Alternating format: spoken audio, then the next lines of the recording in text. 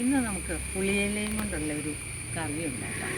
പള്ളിയിൽ വന്ന് എനിക്ക് രണ്ടെണ്ണം തിന്നാം, കുർബാനയിലും പങ്കെടുക്കാം, അതുപോലെ തന്നെ പുളിയിലയും പറ്റില്ലേ. ഞങ്ങളുടെ പള്ളിയിലെ പുളിയില എന്തോരം പുളിയില കൂമ്പാന്നറിയാവോ. ഈ പുളിയിലക്കൂമ്പ് ഇങ്ങനെ പറിച്ചെടുത്തിട്ട് മീനും ഇട്ട് നല്ലൊരു കറി ഉണ്ടാക്കും. കണ്ടോ, ധാരാളം പുളിയിലക്കൂമ്പ് കൂടെ നിൽപ്പുണ്ട്. മീനും കൊണ്ട് പുളിയില കറി എങ്ങനെയാണ് ഉണ്ടാക്കുന്നതെന്ന് നമുക്ക് നോക്കാം. പള്ളിയിൽ പോയപ്പോൾ പുളിയില ഒരുക്കൊണ്ട് വന്നു. അവിടെ നിന്ന് ചെറിയ പുളിയൊക്കെ എനിക്ക് കിട്ടി. പുളി കണ്ടാൽ ഞാൻ ഒരിക്കലും ഉപേക്ഷിക്കാറില്ല. ആ പുളിയും ഇതിൻ്റെ കൂടെ ഇട്ട് അരയ്ക്കാറുണ്ട്. പുളി ഇല്ലേലും കുഴപ്പമില്ല കേട്ടോ. ആ പുളിയിലയുടെ ഈ നാരുകളൊക്കെ കളഞ്ഞ് ഞാൻ കഴുകി വാരി വെച്ചിട്ടുണ്ട്. പിന്നെ നല്ല പരൽമീൻ കിട്ടി. അത് നന്നാക്കി നല്ല ഭംഗിയായിട്ട് 1/2 കിലോ പരൽമീനുണ്ട്. അപ്പോൾ ഈ പരൽമീനും ഇതാ മുളക്, നല്ല കാന്താരി മുളക് ഏറ്റവും നല്ലത്. പക്ഷേ ഈ വർഷക്കാലം ആയതുകൊണ്ട് ഞങ്ങളുടെ പറമ്പിൽ ഇപ്പോൾ കാന്താരി മുളക് ഇല്ല. അതുകൊണ്ട് ഞാൻ കടയിൽ നിന്ന് മുളക് മേടിച്ചതാണിത്. ഇതും 1/2 മുറി തേങ്ങ എടുക്കും. ഞാൻ ഇവിടെ തേങ്ങ ഉള്ളതുകൊണ്ട് ഞാൻ എല്ലാം കറിക്കും തേങ്ങ എടുക്കും. ഇതെല്ലാം കൂടി നമുക്കിത് മിക്സിയിലിട്ടൊന്ന് അരയ്ക്കണം. ഈ പുളിയിലയും മുളകും അല്പം ഉപ്പും കൂടി മിക്സിയിലിട്ട് അരയ്ക്കും. ഈ തേങ്ങയും കൂടി ഇത് 3ഉം ഇത് 4ഉം കൂടി അരച്ചുകൊണ്ട് ഞാൻ വരാം. എൻ്റെ അമ്മച്ചി നല്ല രുചിയിൽ പുളിയില ഉണ്ടാക്കുന്നു. അത് കണ്ട് പഠിച്ചതാണ് ഞാൻ. പുളിയില കൂട്ടി ഒരല്പം പുളിയില ഉണ്ടെങ്കിൽ അത് കൂട്ടി ചോറിന് എന്ത് രസമെന്നറിയാവോ. ഞാൻ അരച്ചുകൊണ്ട് വരാം കേട്ടോ. ഈ പുളിയിലയും കുറച്ച് ഉപ്പും അതുപോലെ തന്നെ ഈ മുളകും ഈ തേങ്ങയും കൂടി ഇപ്പം മിക്സി നിറഞ്ഞിരിക്കുന്നു എന്നോർത്ത് ഒന്നും അറിയില്ല. കാരണം പുളിയില പെട്ടെന്ന് അങ്ങ് ഒതുങ്ങിപ്പോവും. ഈ പുളിയിലയും തേങ്ങയും 1 മുറി തേങ്ങയും കൂടി ഇട്ടിട്ട് ഞാൻ മിക്സിയിൽ ഒരല്പം വെള്ളവും കൂടി ചേർത്തിട്ട് നന്നായിട്ട് അങ്ങ് അരച്ചെടുക്കും. ഞാൻ അരച്ചുകൊണ്ട് വരാം കേട്ടോ.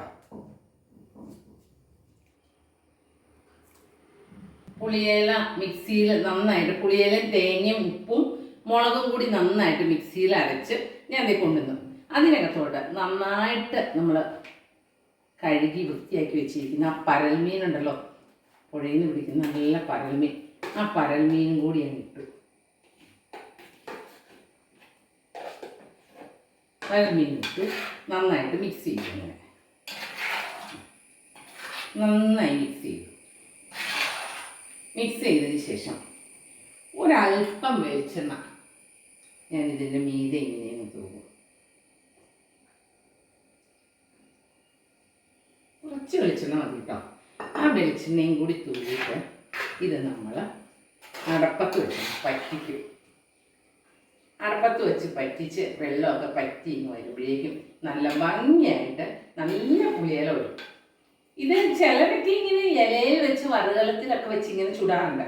പക്ഷെ എനിക്ക് വറുകലത്തിൽ വെച്ച് ഇങ്ങനെ ഉണക്കിയെടുക്കുന്നതിനേക്കാൾ നല്ലത് ഈ ചട്ടി തന്നെ ഇങ്ങനെ വെച്ച് പറ്റിച്ചെടുക്കുന്നതാണ്. നമുക്കിത് വേവാൻ വേണ്ടി വെക്കാം. അടപ്പത്ത് വെച്ച് വേവട്ടെ. വേഗം വേണ്ടി വെച്ചു. ഇതിനകത്ത് വെള്ളമൊക്കെ ഉണ്ടായിക്കോളൂട്ടെ. പാകത്തിന് വെള്ളം ഉണ്ട്. അത് നനക്ക വെള്ളം വെച്ചാൽ മതി. ഇനി വേവട്ടെ. ഇല നന്നായിട്ട് തിളച്ച് വന്നു. ഞാൻ ആ മിക്സി കഴുകി ഒരല്പം വെള്ളവും കൂടി ഇതിനകത്ത് ചേർത്തായിരുന്നു കേട്ടോ. വെള്ളം കുറവാണെങ്കിലോ എന്ന് വിചാരിച്ച്. നന്നായി തിളയ്ക്കുന്നുണ്ട്. തിളച്ച് നന്നായിട്ട് ആ വെള്ളമൊക്കെ അങ്ങ് പറ്റി കഴിയുമ്പോൾ നമുക്ക് വാങ്ങാം. പുളിയില റെഡിയായി കണ്ടോ. നല്ല വെള്ളമൊക്കെ പറ്റി നല്ല പാകമായി. നമുക്കൊന്ന് ഒരു അല്പം എടുത്തൊന്ന് കഴിച്ച് നോക്കാം കേട്ടോ.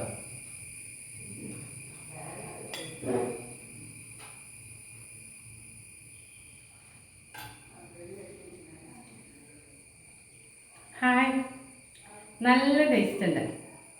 പണ്ട് അമ്മച്ചി ഉണ്ടാക്കി തന്നെ പുളിയിലാണ് അത്ര പറ്റില്ലെങ്കിലും കൊള്ളാം.